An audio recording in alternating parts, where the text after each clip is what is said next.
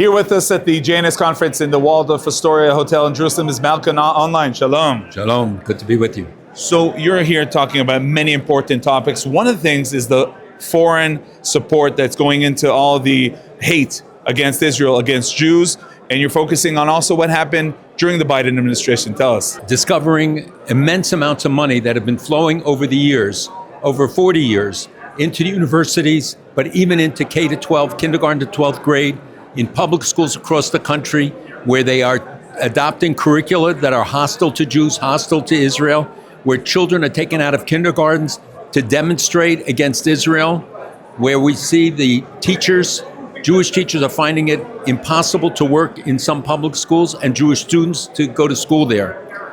And we have now found, in addition to the money we discussed today as the $6.5 billion from Qatar, that in the last 4 years, $25 billion more flowed primarily from Qatar, from China, from Saudi Arabia, to universities in America, Germany also, by the way.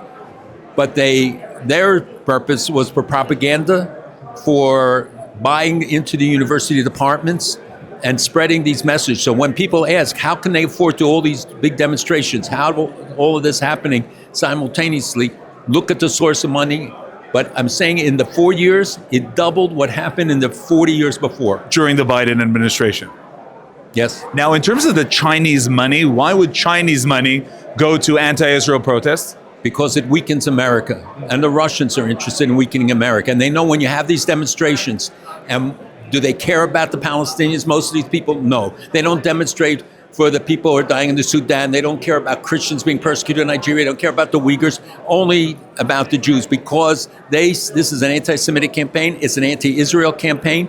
But their larger goal is to undermine American society. And you see the demonstrations are against Western values. They're against American, why they attack statues of Lincoln and Washington, because it's to undermine the fundamental commitments of American society. Now, when you mention Qatar, we are, of course, think about the Qatar Gate case in Israel. How do you look at this case?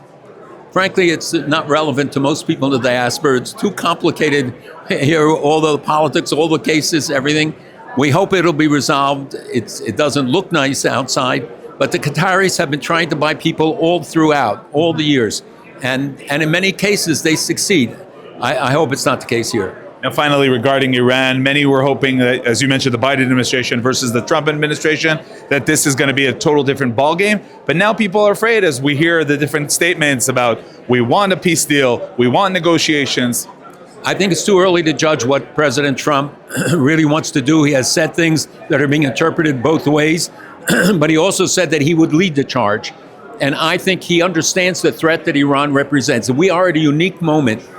90% of the people in Iran want to get rid of this government. The currency is 1 million rials to the dollar, 50% unemployment amongst young people. I can go through all the statistics to show you why working with the Iranian people, we could undermine this government. Regime changes on their mind. It doesn't even involve American troops. There are isolationists in the regime, in the American government. But it's what the president says, what the Secretary of State and the Secretary of Defense, who are strong on this issue, whether they carry the day. This is a critical moment. Iran has the capability. It is not the same as the JCPOA when they were enriching with IRs 1 and 2. They're now at 6 and 7s. They can replace the enriched uranium that is taken away. They have developed the ballistic missiles. They've developed weaponization.